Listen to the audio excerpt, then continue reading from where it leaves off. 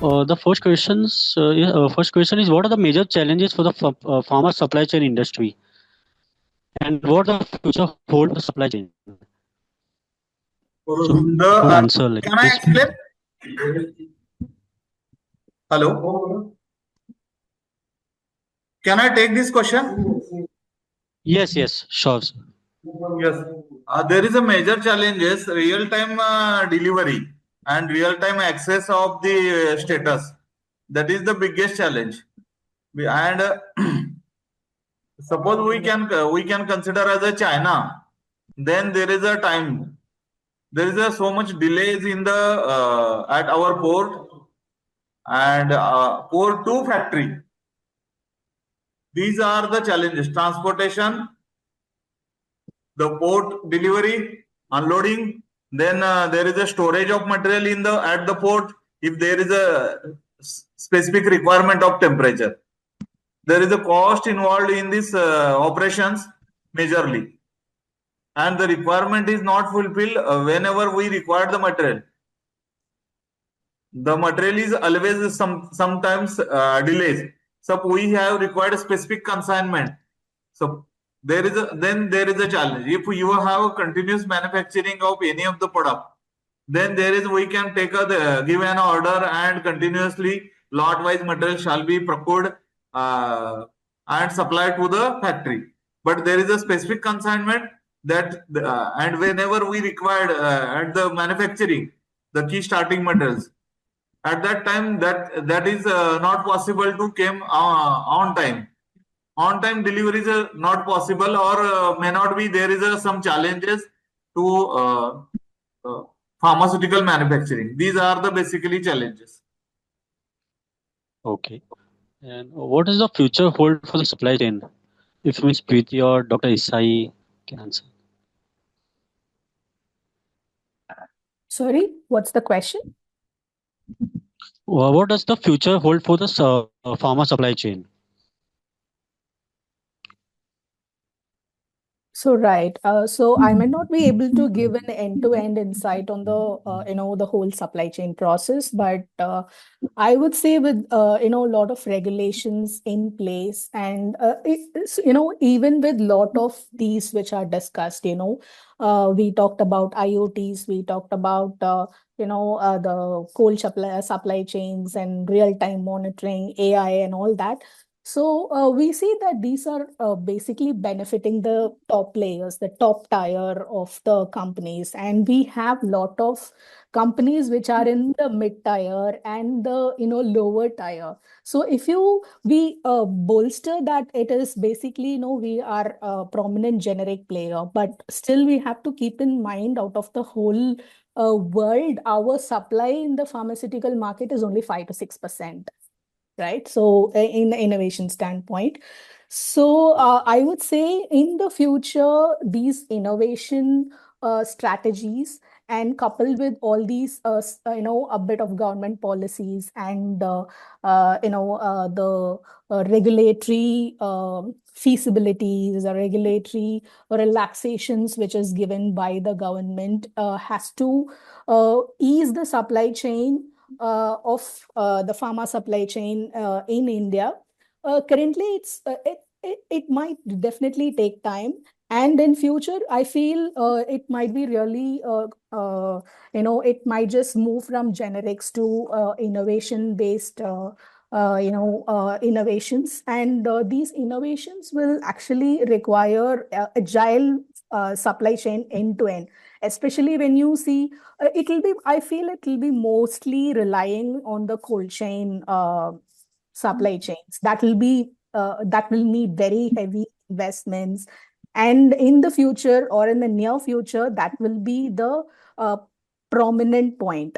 So we can definitely see a lot of companies which will invest on cold chains. That is because we also have a GLP boom now, right? So all of these peptide therapies or biologic therapies, we need lot of cold supply chain. So I feel that this particular part of the pharma supply chain will definitely gain a lot of traction in the near future. Okay. Yeah, Dr. Okay, Isai, thank you. I actually completely agree with you here. Because we talk about future and we talk about all these innovations, but because working in this space, I can tell you that a lot of technology is already available. We have a validated temperature control packaging, and not just one. If you see, when we talk about that, we need to have this. It's like we feel that it's already too crowded. There are a lot of players in the market already, and we talk about validated temperature control packaging, and we talk about end-to-end visibility. When we say visibility, it's just very simple. It's not very difficult. Why? Because there are a lot of players already available in the market which are giving this. And I've been talking to a few of my colleagues, and they're saying this is the technology available in China, and very cheap.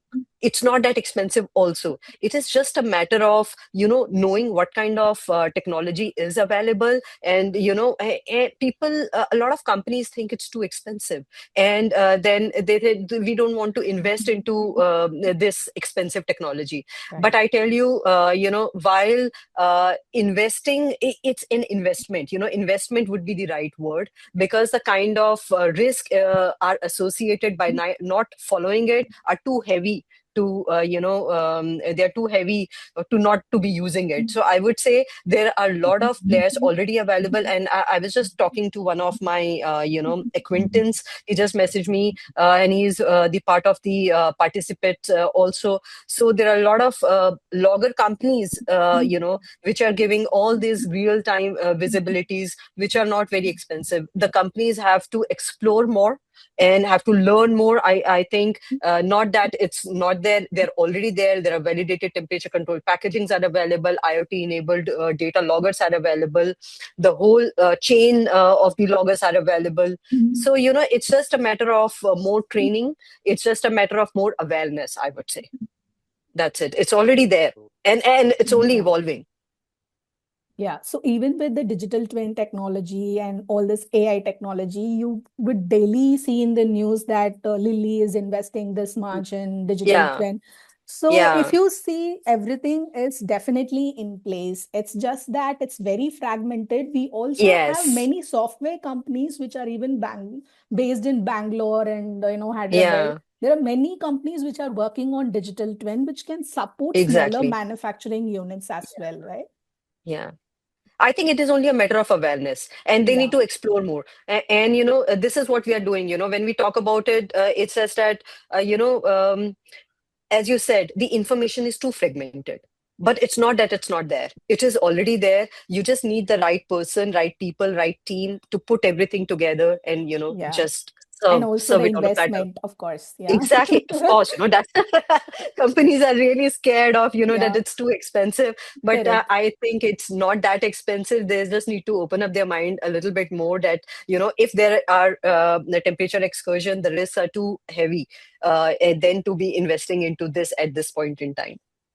Correct. So the next question is, why is the pharmaceutical supply chain critical to drug delivery? Anybody can answer. Mm. Sorry, it's not very clear. Yeah, even I didn't Uh, catch that. just 1 minute. Why, why is the pharmaceutical supply chain critical to drug delivery? Why? Why is the pharmaceutical supply chain critical to drug delivery? And the major trends defining the pharma supply chain going ahead. See, Actually, Anybody can answer. drug delivery is the separate matter. The supply chain is separate matter. Hmm. So Hmm. drug delivery is part of a. It is a in the initial of drug discoveries. It is Hmm. how much it is delivered in the human body, like this in the clinical trials, and the supply chain. Whenever you are manufacturing in the drug, and then it is supplied to the manufacturing to vendor side or vendor side to manufacturing side. These are the correlation. The discovery part is separate and the supply chain part is separate. here the drug delivery means the delivery of your medicine and intends further the delivery of drug from that medicine to the patient. And that is being, see, integration or integrated medicine is being delivered to the patient is not, is it there or not? That's the main critical thing throughout the supply chain. So supply chain plays a very critical role in this thing because keep your medicine in integrated form, keep its quality undisturbed, keep its drug in undegraded form so that its potency is being protected throughout the supply chain, throughout the journey of the medicine till it reaches to the patient. So that's why the supply chain and all this being achieved by your temperature and your environmental control around the package, the inside and outside. So that's why it's being a very critical role for the supply chain management to manage all this journey of your medicine till it reaches to the patient in its original integrated form. So that's why supply chain is very, very much critical in terms of drug delivery to the patient. Thank you, sir. And last question is, what are the major trends defining the pharma supply chain? The major trends are or major changes are only about the technology now. So, like I mentioned in my talk, it's about the forecasting of the demand. Yeah. So, AI-driven forecasting of demand of the medicines can be done, and accordingly, your supply chain and sourcing can be established, can be ready with, and your collection of data, utilization of those data in your future trends and in your future studies. So the technology will play a very crucial role from now onwards in supply chain. Mm.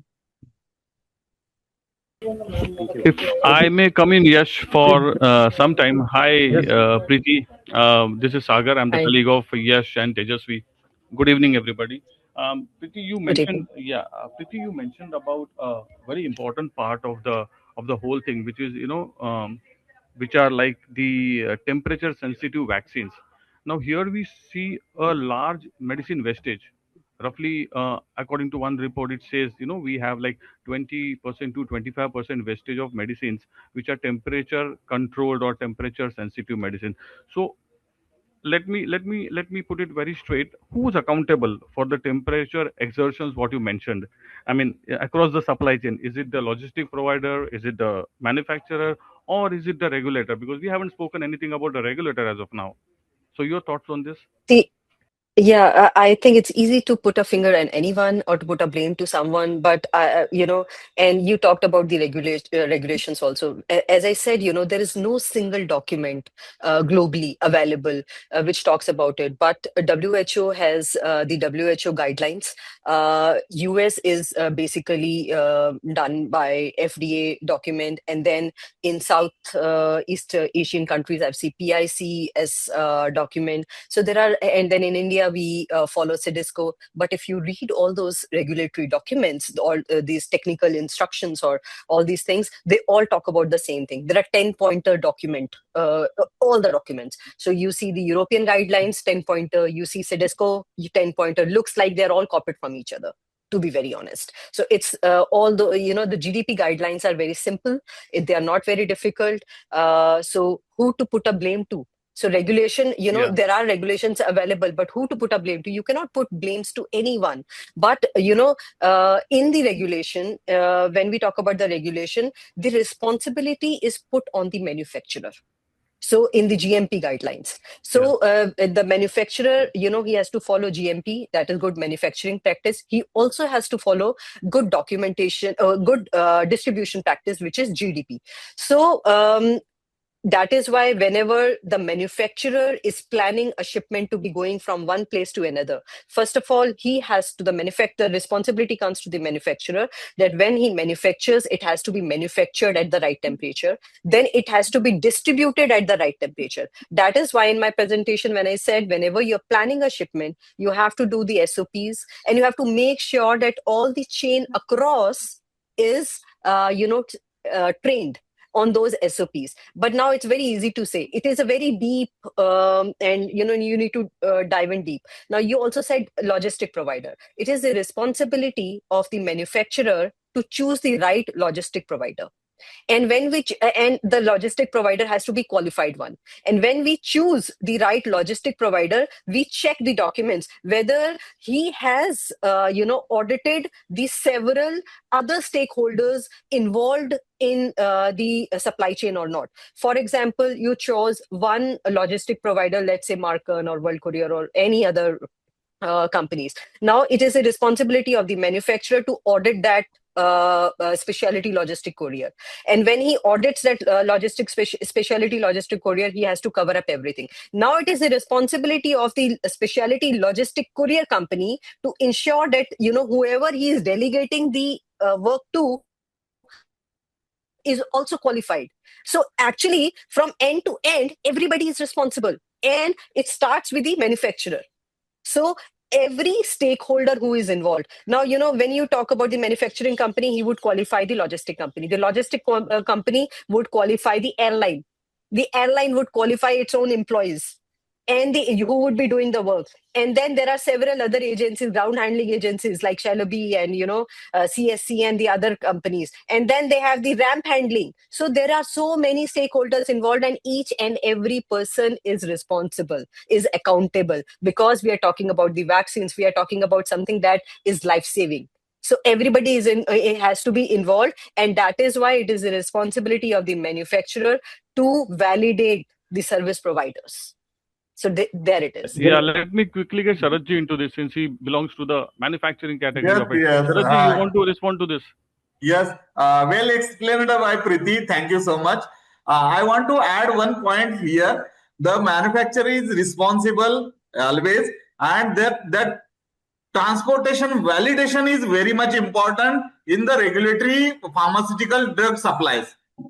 So there should be three consignments should be validated in the drug, means you have to manufacture up to the vendor, up to the customer, or up to the factory.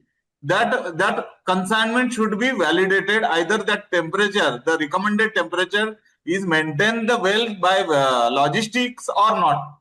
That should be qualified first of all. Whatever they are providing, the logistical trucks or whatever the storage containers, they are qualified. After qualification, the three consignments shall be validated as per requirement temperature, and that report shall be keep with manufacturer. And whenever a regulatory asks the report or the consignment validation or transportation validation, that should be given to the auditor at any time. Yeah, Just to that's so put true. more light on Dr. Isai, what's your thought on this? You come from the consulting background at Frost & Sullivan. So, yeah, I think as Preeti pointed out, we can't really point the fingers on anybody, but I believe that now in India, many logistic providers are also coming up with IoT-based temperature tracking and all the in cold chain networks. So this is very critical as India is expanding on biologics and vaccines. So we always have had this kind of hindrances when it comes to cold chain networks because you can't really track where it went wrong. So that is where when I talked about GLPs, I don't know if you really know if you had noticed that people are coming up with small molecule based GLPs also. Why? Because the just to mitigate the challenge which is coming up with the injectables, right? The refrigerated storage, it requires specialized packaging. So even big companies like Novartis and Eli Lilly they are trying to mitigate these challenges because Asia being a hub for all these chronic diseases, for them to supply and survive efficiently, I feel, companies are taking chances of, slightly deviating from being so much cold chain dependent to just jump into small molecules with infrastructure which is already present, and it's easy to move, get it moved towards any pin code across India, even to the rural region, if it is just a pill. So yeah, that's my point. Well, nicely said. Just, I mean, just, just just to, yes, just Nitinji. to, yeah, just to put more light on this. See, this concern is mainly addressed well before the manufacturing of your in the research phase of the medicine. It's being addressed. There is something like transit or transport stability studies by ICH guidelines. So those transit and transport stability studies are being made. Then this protocol has been defined, that what should be storage condition during the transport at various geo environmental regions, and accordingly this logistics storage environments are being established. So these protocols are well defined in Defined. well advanced defined in well advanced stage before approval. So once it's get commercially manufacturing into commercial manufacturing, this the validation of consignments is being done only. And if you talk about the blame game, then yes, everybody in the chain is responsible, because US also have their supply chain security act in place. So every country has have their own guidelines, but ICH have a combined guideline for all this transport and stability during the transit. So every country has Okay. to follow those guidelines. Yeah, Yeah. So I something think well we addressed. have completely run out of time. But then I know I would just like to post one possible last question to Sharatji, because he during his presentation mentioned about the IoT and the AIs. So Sharatji, I mean, do you really think that these kind of technologies which are aiding the supply chain as well, which is AI or blockchain or IoT, are the companies really adopting it, or we are just on the pilot project kind of a thing? In the China, this is already implemented. No, what This about is the India? What about IoT Indian system. perspective? But our Indian pharmaceutical companies, that now in India, the pharmaceutical alliances, these are very much active. And currently there is a maximum. I am attending the seminar as a speaker or as a moderator. There's a lot of pharmaceutical leaders or pharmaceutical alliances.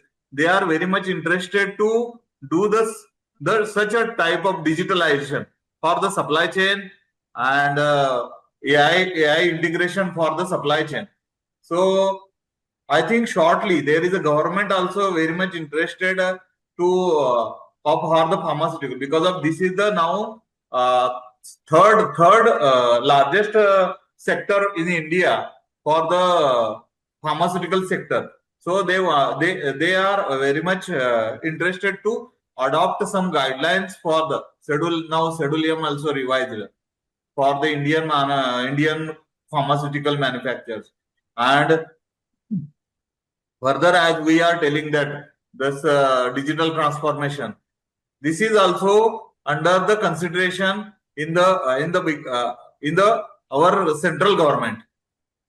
So they are given a such a alliances. They are doing work on this to the supply chain, how we improve the supply chain. Even they are support to external. We are taking the imports material.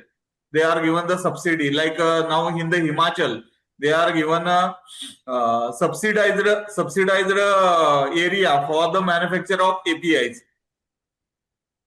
And along with digitalization, they promoting the digitalization for the pharmaceutical through the pharmaceutical alliance, IPA. What about skills? What we are very much behind Yes, the required skills for all this. yes. Now, 2 days before, there is an one of the there is a program event in the Delhi for the now syllabus has been revised. They're going to revise the practical requirements in the pharmaceutical.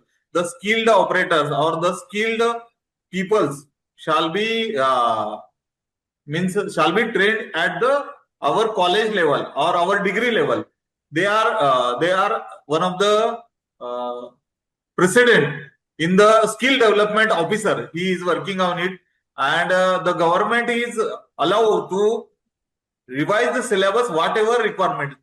Those are expert in the pharmaceuticals, those are value adding in the this alliance, and whatever required the syllabus in the formulation in the API, they are adopting in the chemical engineers, in the graduates, in the pharmacy subjects. They are uh, they are doing the collaboration with the industry and introducing the syllabus in the college level, in the degree level. So the ready operators or ready manpower, ready skill manpower will be generated from the colleges and directly go to the ready industry for the manufacturing operations or whatever. Now AI is not a simple things. It is going to across the college level. Everybody is using AI like ChatGPT, OpenAI, Gemini.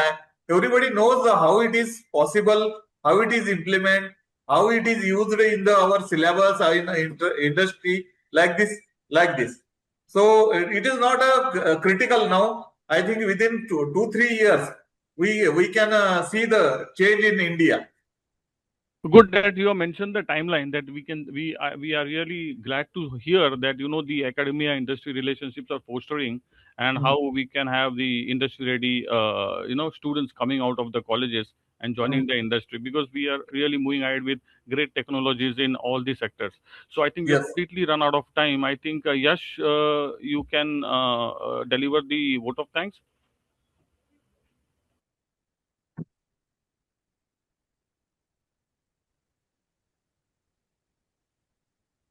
So, thank you to all our panelists for such valuable insights on today's topic.